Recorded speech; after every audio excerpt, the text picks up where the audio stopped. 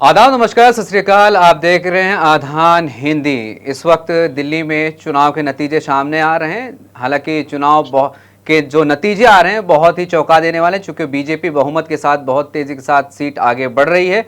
और आप जिसको स्टार्टिंग में ये लग रहा था कि उसकी सीटें आगे बढ़ेंगी, उसकी सीटें घटती हुई नजर आ रही हैं। हालांकि वीआईपी सीटें भी आपकी कहीं पर बहुत तेजी के साथ कमजोर होती हुई नजर आ रही हैं। हालांकि रुझान 12:30 बज चुके हैं, नतीजे बहुत तेजी के साथ साफ हो चुके हैं। वहीं पर अगर कांग्रेस की बात की जाए तो कांग्रेस ने भी अभी तक कहीं कोई खाता नहीं खोला है। ये बहुत ही चौंका देने वाले इस बार के नतीजे दिल्ली के सामने हमारे आए हुए हैं। और इस टॉपिक पर बात करने के लिए कांग्रेस के नेता हमारे साथ मौजूद हैं। वैभव त्रिपाठी जी बनारस से हमारे साथ जुड़े हुए हैं। क्या कहेंगे इस बार के जो दिल्ली के नतीजे सामने आ रहे हैं? अभी 12:30 बज चुके हैं, चीजें तकरीबन क्लियर हो चुकी हैं, क्या कहेंगे? ये देखिए, ये जनादेश है दिल्ली की जनता का। जनादेश को सभी को स्वीकार ही करना पड़ता है। लेकिन सवाल ये है कि जी जहां एक तरफ एक बड़ा झूठा है जो 2 करोड़ रोजगार 15 लाख के वादे के साथ किसानों की आय दोगुनी करने की बात करके आए थे, और दूसरी तरफ अरविंद केजरीवाल स्वच्छ राजनीति की बात करके आए थे। और उनको इतना अहंकार हो गया था, उन्होंने कहा कि केजरीवाल को इस जन्म में तो कोई नहीं हरा सकता। इनका वीडियो मैंने देखा था। और केजरीवाल जी ने जिस तरीके से जनता ने इनको मौका दिया था, जब इन्होंने बात की थी कि भाई शीला जी के ऊपर आरोप लगाए थे भ्रष्टाचार जी के, जी और जी फाइलें मोटी मोटी लेके घूमा करते थे, तो जनता ने कहा कि शायद ये बेहतर विकल्प हो सकते हैं। और जनता ने एक नहीं 2 मर्तबा इनको चांस दिया। अब जब 2 मर्तबा चांस देने के बाद ये खुद शराब नीति में उलझ गए, 2000 करोड़ का शराब नीति का घोटाला है, उस पे जेल भी हो आए, तो जनता का जो इनके प्रति मोह था, जो इनमें एक विकल्प नजर आ रहा था, वो भंग हो गया। जब वो भंग हो गया तो जनता ने विकल्प तलाशना शुरू किया, और कांग्रेस जनता के मूल मुद्दों पे लड़ रही थी। लेकिन आज की जो पॉलिटिक्स है वो बाइपोलर सेगमेंट में डिवाइड हो जा रही है, क्योंकि वैचारिकी के नाम पे कांग्रेस के अलावा किसी के पास कोई विचारधारा नहीं। कांग्रेस बात करती है लोकतंत्र की रक्षा की, कांग्रेस बात करती है निष्पक्ष चुनाव की, कांग्रेस बात करती है निष्पक्ष पत्रकारिता की। लेकिन चाहे मुख्य चुनाव आयुक्त का रवैया रहा हो, चुनाव आयोग का रवैया रहा हो, या भारतीय जनता पार्टी जो सत्ताधीश है केंद्र में, उनका रवैया रहा हो, ये सब एक तरीके से हर चीज को मैनिपुलेट करते हैं। ये पूरा जो दिल्ली का चुनाव है, सीएम पे जाकर टिक गया मनी माफिया और गोदी मीडिया। तो ये तीन के मैनिपुलेशन का ये नतीजा है, जो परिणाम आया है। लेकिन मैं ये कहूंगा कि जिस प्रकार 2024 के चुनाव से पहले वोटों के बिखराव न हो, इसके लिए प्रयास हुए थे, और उसका नतीजा था कि जो बीजेपी दम्भ भरती थी 400 पार का, वो बहुमत के आंकड़े से भी पीछे रह गए, 240 सीटें अटक गई।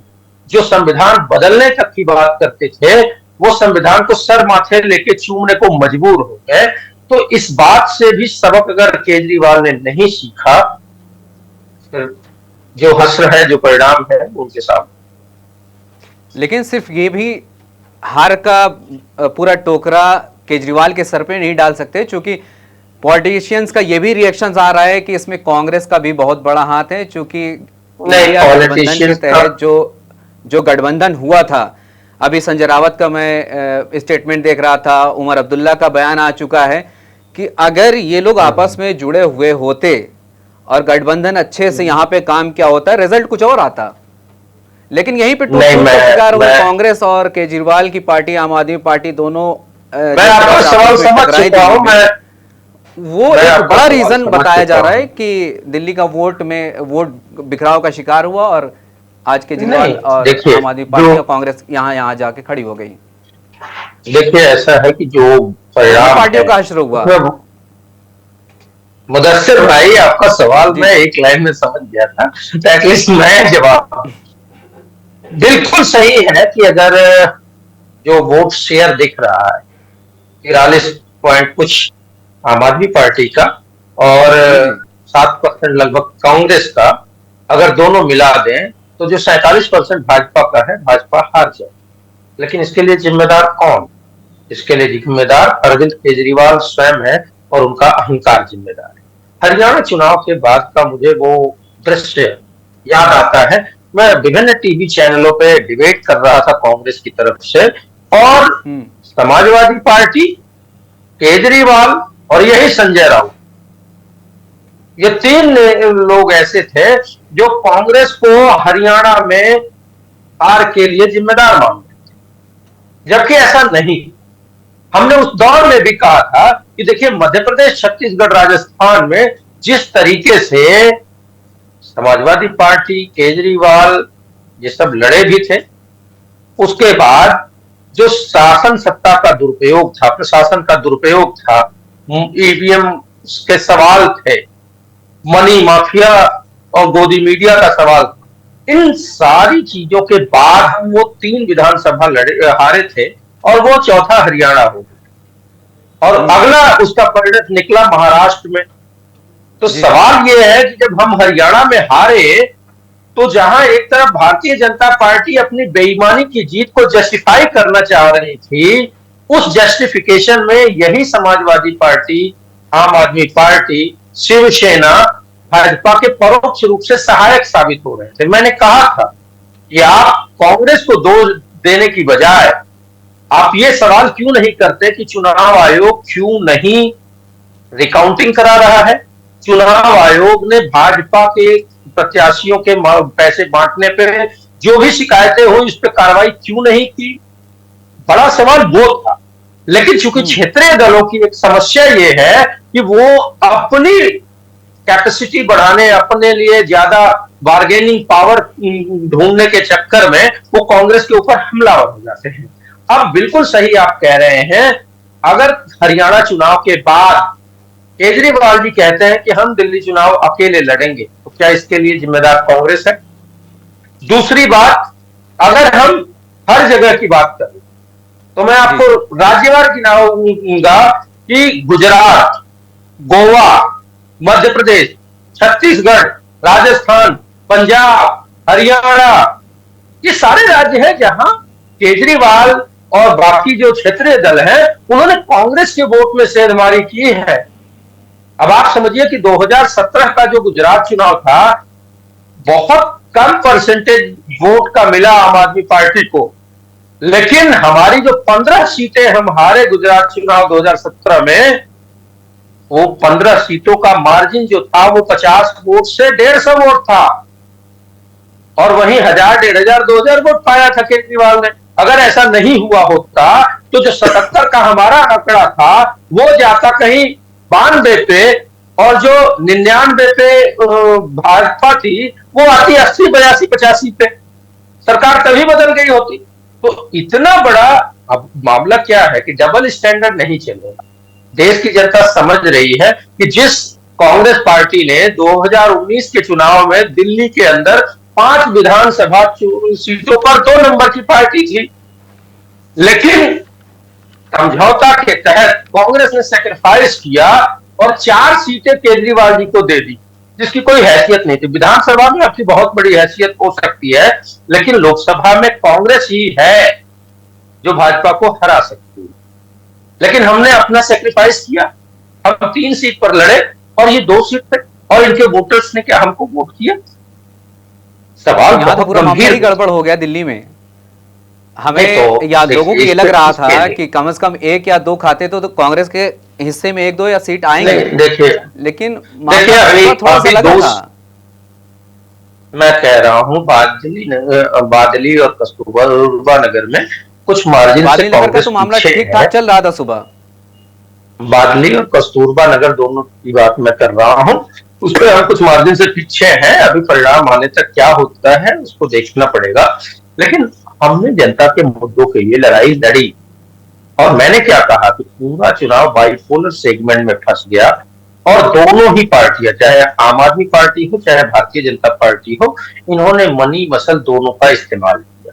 मैंने कहा ना कि दिल्ली का चुनाव 3M में फंस गया, मनी, माफिया और मीडिया। इसके चक्कर में बाइपोलर सेगमेंट में नहीं, एलिगेशन।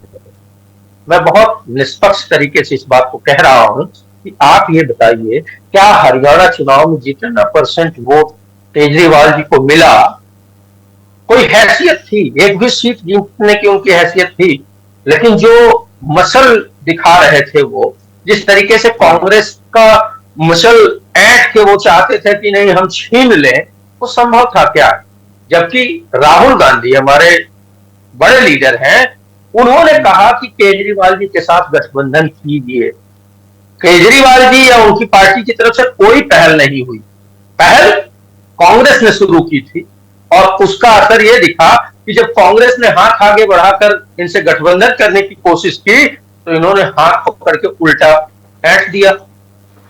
उन्होंने समझा कांग्रेस कमजोर है, और उसका नतीजा यह हुआ कि हरियाणा की जनता तानाशाह के चंगुल में फिर फंस गई है।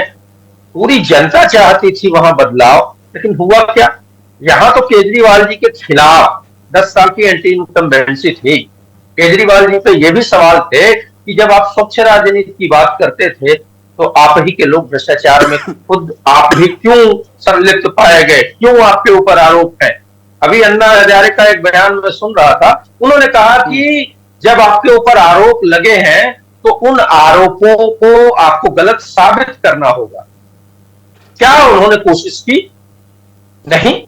अब वो तो इस अहंकार में थे, फ्री बी के बहकावे में थे कि फ्री बी। अब आतिशी जी जो मुख्यमंत्री रही, अब तो पूर्व हो जाएंगी, आतिशी जी के ऑफिस स्टाफ और आम आदमी पार्टी के कुछ नेताओं के 5 लाख रुपए पकड़े गए। पैसे बांट रहे थे ना, कि भाजपा के लोगों पे जो आरोप लगे, चुनाव आयोग ने भले कार्रवाई नहीं की, लेकिन उन्होंने भी खूब पैसे बांटे।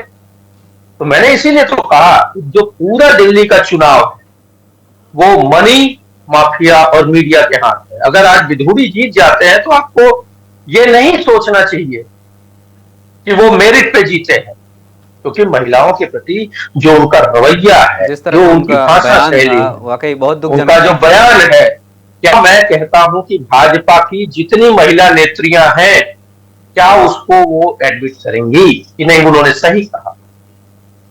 तो चुनाव में हार जीत अपनी जगह है। हमारे नेता राहुल गांधी ने ये बात कही कि देखिए, हार जीत अपनी जगह है, लेकिन हम सच की लड़ाई लड़ते रहेंगे, जनता की लड़ाई लड़ते रहेंगे। हम उस बात के लिए आज भी कायम है।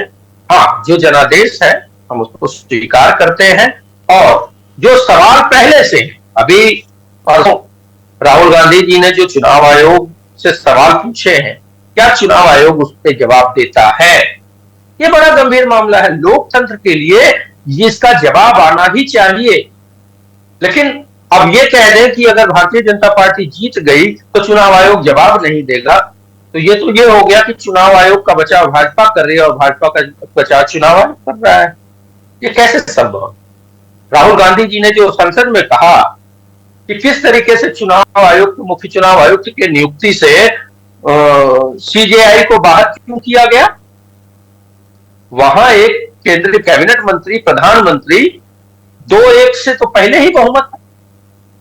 तो क्या मुख्य चुनाव आयुक्त या चुनाव आयुक्त की नियुक्ति में निष्पक्षता आएगी?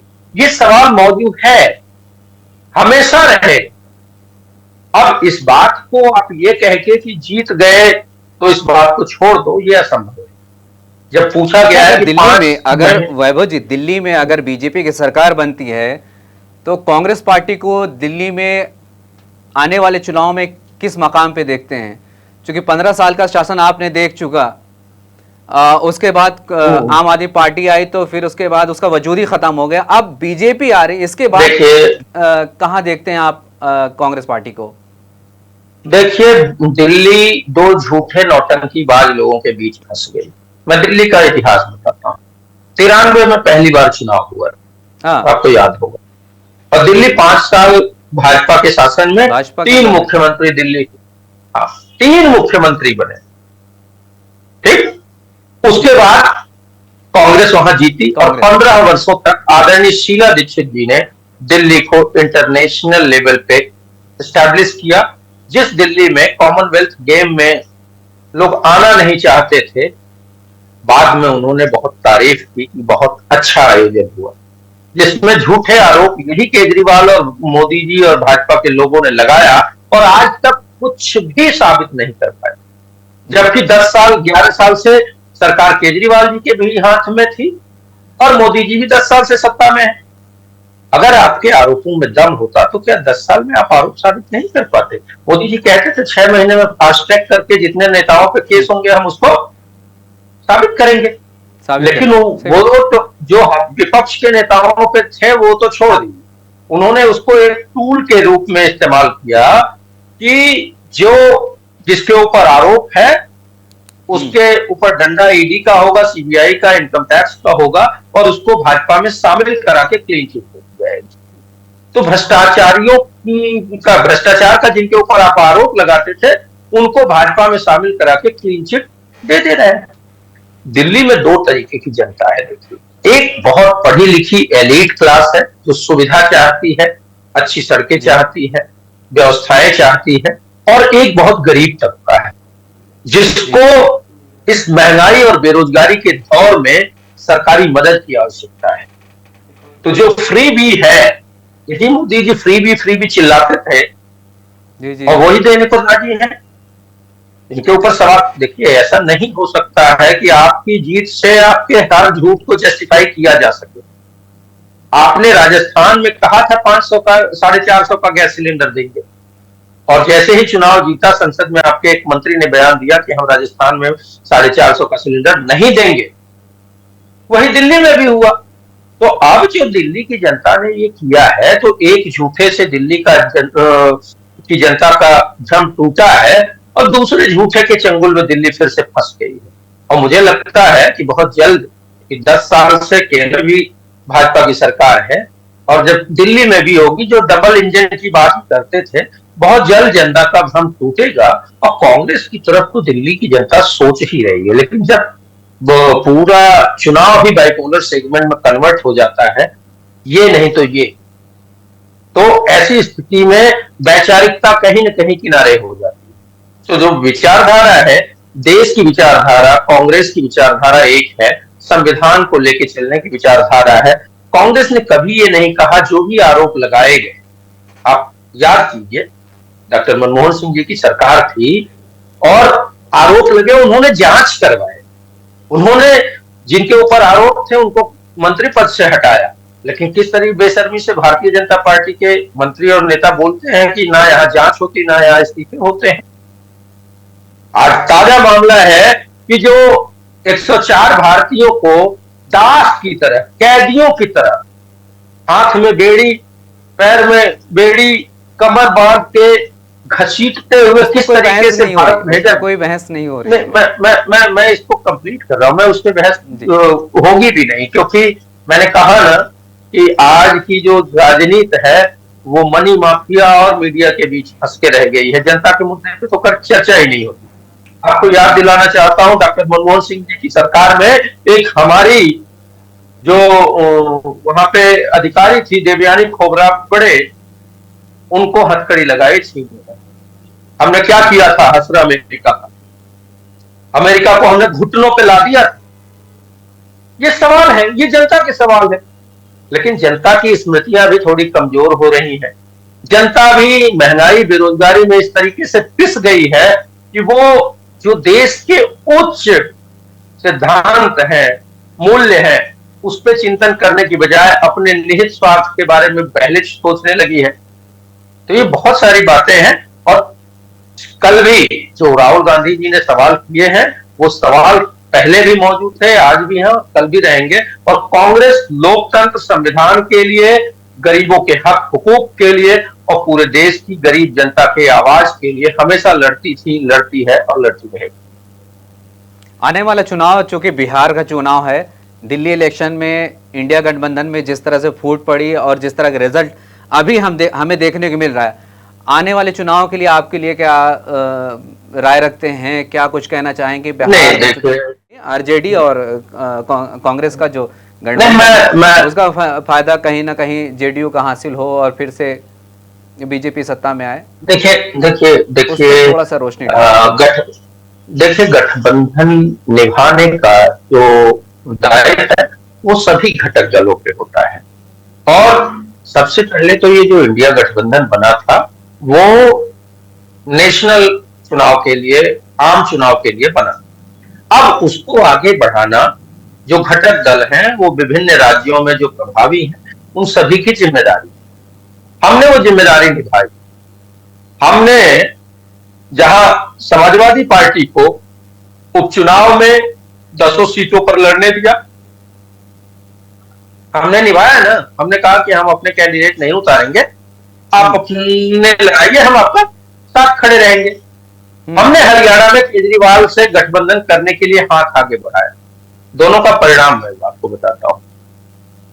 ना आम आदमी पार्टी ने गठबंधन किया हरियाणा में, उल्टा सभी सीटों पर लड़के कांग्रेस के वोट काटने का काम किया।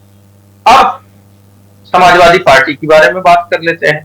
मैं कभी कटु आलोचक नहीं रहा हूं समाजवादी पार्टी का या किसी भी घटक दल का, लेकिन आज मुझे बहुत कष्ट है जो मिल्कीपुर का परिणाम हुआ है उसके लिए अखिलेश यादव जिम्मेदार।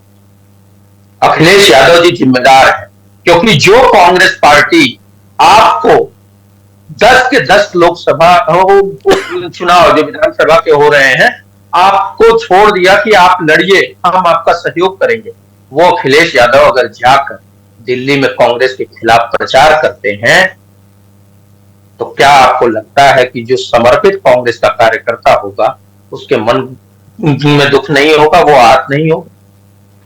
आज देख लीजिए मिल्कीपुर का जो परिणाम आ रहा है वो शायद सभी क्षेत्रीय दल जो इंडिया गठबंधन के थे उनके लिए एक सीख, एक नजीर बन के उभरा है और इस पे सोचना होगा। और बिहार के लिए भी सवाल फिर इस पे भी उठ रहा है कि इंडिया गठबंधन की जो कमान है वो कांग्रेस के पास है। अभी लोकल पार्टीज अगर इंडिया गठबंधन की बात नहीं मान रही हैं, सीटों से समझौता नहीं कर रही हैं, तो कहीं ना कहीं बगावत के तेवर नजर नहीं आ रहे हैं। नहीं, बीच में ये भी बातें वैभव उठने लगी थी कि इंडिया गठबंधन की कमान अब ममता बनर्जी को भी दी जानी चाहिए। अच्छा मुदस्सिर भाई, पहले तो आपके पहले ही बात को मैं खारिज करता हूं कि कांग्रेस के पास इंडिया गठबंधन की कमान है। कोई कमान ना किसी को सौंपी गई थी और ना किसी के पास है, क्योंकि इंडिया गठबंधन का सबसे बड़ा दल कांग्रेस है। तो हर आदमी स्वाभाविक रूप से कांग्रेस की तरफ देखता है, लेकिन जिम्मेदारी कांग्रेस निभाए और लूट घटक दल मचाए, कैसे संभव? अगर आप हमको जिम्मेदार मानते हैं तो आप हमारी बातों को भी तो मानिए। कांग्रेस अगर नहीं होती, क्या समाजवादी पार्टी 35 लोकसभा सीटें उत्तर प्रदेश में जीत पाती? आप खुद समझदार हैं। इसमें तो बड़ा रोल रहा है कांग्रेस पार्टी का। नहीं, तो कांग्रेस की वजह से जिन लोगों को लाभ हुआ वही लोग कांग्रेस के पीछे साजिश कर रहे हैं। केजरीवाल जी का जाके अखिलेश जी जब प्रचार कर रहे हैं तो ये सवाल खड़ा होगा कि क्या आपने गठबंधन धर्म निभाया? जो सामने ही 10 लोग विधानसभा के जो उपचुनाव है उसमें कांग्रेस ने आपके लिए त्याग किया है कि आप सभी सीटों पे लड़िए, हम आपके साथ हैं। तो इसकी जिम्मेदारी छोटे दलों, देखिए ऐसा है कि जो घर का बड़ा बुजुर्ग होता है उसकी जिम्मेदारी हो सकती है, लेकिन जो छोटे लोग उद्दंडता करते हैं ना उसकी भी जिम्मेदारी उनकी होती है।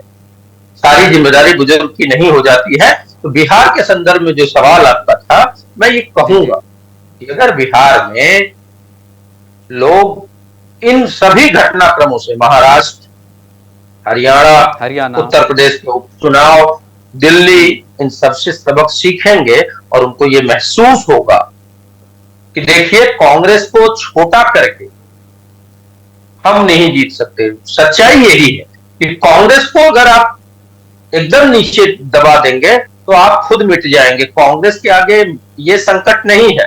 कांग्रेस एक वैचारिक पार्टी है जो कि पैन इंडिया उसका रोल है। पैन इंडिया कांग्रेस पार्टी चुनाव लड़ती है, संगठन है उसका, और वो सभी मुद्दों को एड्रेस करती है। आप मौका देख के किसी मुद्दे पे सामने खड़े होते हैं, किसी मुद्दे से भाग जाते हैं, वो आपके अपनी सुविधा के अनुसार है। बंगाल के मुद्दे पे ममता जी लड़ती हैं, दिल्ली के मुद्दे पे भूल जाएंगी। हैदराबाद के मुद्दे पे भूल जाएंगी, वक्फ वाले बिल पे खत्म हो जाएगा मामला केजरीवाल का। आपको याद करना होगा जब पटना में इंडिया गठबंधन की पहली बैठक हो रही थी तो 3 लोग ऐसे थे जिन्होंने उसका विरोध किया था और उन्होंने एक शर्त रखी, केजरीवाल, अखिलेश जी और ममता जी। उन्होंने कहा कि कांग्रेस पहले घोषित करे कि जो दिल्ली के संदर्भ में राज्यसभा में अध्यादेश आया है पावर राज्यपाल उपराज्यपाल को देने के लिए, उस पे कांग्रेस अगर खिलाफ है तब हम आएंगे। मतलब कांग्रेस को आप बांध के रखना चाहते हैं तो बांध के कांग्रेस को आप नहीं रख सकते, एक बात। और कांग्रेस ने जो संविधान सम्मत था, जो समय की मांग थी, वो किया सही समय जी। और इन लोगों ने जब ऐसे शर्त रखे तो कांग्रेस ने उस पर कोई टीका टिप्पणी करने की बजाय अपने काम पे ध्यान दिया। और कांग्रेस तो कभी भी लीडर, कांग्रेस बैंगलोर की जो बैठक हुई उसमें हमारे राष्ट्रीय अध्यक्ष आदरणीय मल्लिकार्जुन खड़गे जी ने कहा कि हमको ना ही प्रधानमंत्री पद चाहिए और ना ही हम लीडर बनना चाहते हैं, आप लोग तय करें। तो आप लोग तय करें मतलब कांग्रेस ने सभी घटक दलों को छोड़ दिया। अब घटक दलों में अखिलेश जी भी नेता बनना चाहते हैं, केजरीवाल जी भी नेता बनना चाहते हैं, ममता जी भी। तो ये लोग तय कर ले। उसमें उस टाइम नीतीश जी भी थे। इन लोगों की आपसी खींचतान में कोई नेता या संयोजक नहीं डिसाइड हुआ, उसमें कांग्रेस का कोई रोल नहीं।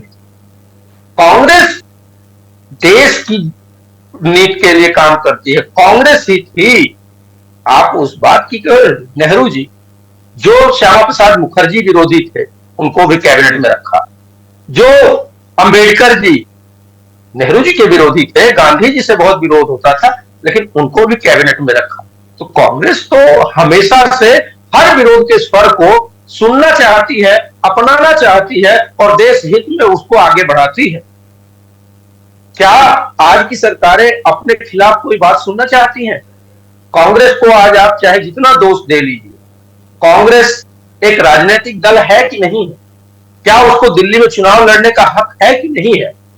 अगर आप ये कहते हैं कि आपकी वजह से केजरीवाल, अरे हमारी वजह से केजरीवाल नहीं हारे हैं, केजरीवाल का अहंकार उनको खा गया है। लेकिन केजरीवाल की जगह से हम राजस्थान में हारे हैं, मध्य प्रदेश में हारे हैं, छत्तीसगढ़ में हारे हैं, गुजरात में हारे हैं, गोवा में हारे हैं, पंजाब में हारे हैं, हरियाणा में हारे हैं और दिल्ली हमारा ही वोट काट के उन्होंने अपनी सरकार बनाई है। तो कांग्रेस के ऊपर कम से कम ये तोहमत नहीं लगा सकते आप। और कांग्रेस हमेशा ही लोकहित, जनहित, लोकतंत्र के लिए काम करने वाली पार्टी है। वो चाहे चुनाव जीते या हारे, हम लोकतंत्र के प्रहरी के रूप में सदैव काम करते रहेंगे, ये हमारा वादा है। वैभव, एक लास्ट मेरा सवाल ये है कि दिल्ली में अगर बीजेपी सत्ता में आ जाती है तो आने वाले 2 राज्यों में चुनाव होने हैं, बिहार और उत्तर प्रदेश में, इसका इम्पैक्ट इन दोनों राज्यों में कितना पड़ेगा? क्योंकि एक बड़ी तादाद उत्तर प्रदेश और बिहार के दिल्ली में आबाद है, तो इसका कितना इम्पैक्ट क्या लगता है दोनों चुनाव में पड़ेंगे? नहीं देखिए, मैं इसका उस तरीके से इम्पैक्ट नहीं देखता हूँ। चुनाव परिणाम का एक मोरल इम्पैक्ट होता है, लेकिन इस साल आखिर में बिहार का चुनाव है और 2 साल बाद उत्तर प्रदेश में चुनाव है। तो उत्तर प्रदेश का चुनाव तो काफी दूर है, लेकिन बिहार में जिस तरीके से नीतीश बाबू अब इररिलेवेंट हो गए, उनके ऊपर कोई भरोसा करने को राजी नहीं है, अविश्वसनीय हो गए। तो नीतीश बाबू का आगे क्या रुख होता है ये भी आप देखेंगे आने वाले 2-3 महीनों में, जो मैं राजनीति देख पा रहा हूं। क्योंकि अगर वो इंडिया गठबंधन के साथ होते हैं तो उनका स्टेक कोई खा नहीं सकता, लेकिन एनडीए के साथ वो सुरक्षित भी नहीं। उनकी कुछ मजबूरियां हैं जो आज वो खड़े। अगर आज उनसे वक्त उनके मामले में सवाल कर दिया जाए तो वो छोड़ के भाग जाएंगे। अभी लेटेस्ट घटना है कि मणिपुर के मुद्दे पर मणिपुर से जेडीयू ने भाजपा से समर्थन वापस लिया है। तो क्या वो भविष्य में एनडीए के साथ खड़े रह पाएंगे? एक सवाल तो ये। दूसरा, बिहार की जनता के लिए जिस तरीके से मोदी जी ने बोली लगाई थी, 50,000 करोड़, 60,000 करोड़, 1.25 लाख करोड़ जी, 9 साल पहले ये बोली लगाई गई थी, आज तक मिला नहीं। और अभी नई घोषणा हुई है, तो इन सभी मुद्दों पे बिहार की जनता समझ रही है कि किस तरीके से बिहार को नीतीश बाबू स्पेशल पैकेज नहीं दिला पाए, स्पेशल स्टेटस नहीं दिला पाए। इस बात के लिए बिहार की जनता सोच रही है और बिहार का युवा ये चाहता है कि अब बदलाव हो जाए। नीतीश जी के हाथों हम बहुत खेल चुके। हेलो जी, आवाज़ आ रही है आपकी। वैभव जी, बहुत बहुत शुक्रिया हमसे जुड़ने के लिए और इस टॉपिक पे बात करने के लिए। बहुत ही डिटेल के साथ आपने इस मुद्दे पर बात की और आपने बताया कि कांग्रेस पार्टी और आम आदमी पार्टी के बीच में जो गठबंधन में गड़बड़ी हुई, वो दरअसल गड़बड़ी नहीं बल्कि आम आदमी पार्टी की ही कुछ खामियां थी, जिसकी वजह से ये इलेक्शन हारा गया। हालांकि आपने कांग्रेस का बचाव किया और इस पूरी गलती से दामन झाड़ा है। बहरहाल बहुत शुक्रिया बात करने के लिए, अच्छा लगा बात करके। आगे भी हम आपसे बातचीत करते रहेंगे इस मुद्दे पर। हम शाम तक जो भी पल पल अपडेट्स आते रहेंगे आधान हिंदी के ज़रिए हम अब तक पहुंचाते रहेंगे। आप जुड़े रहें आधान हिंदी के साथ। बहुत बहुत शुक्रिया।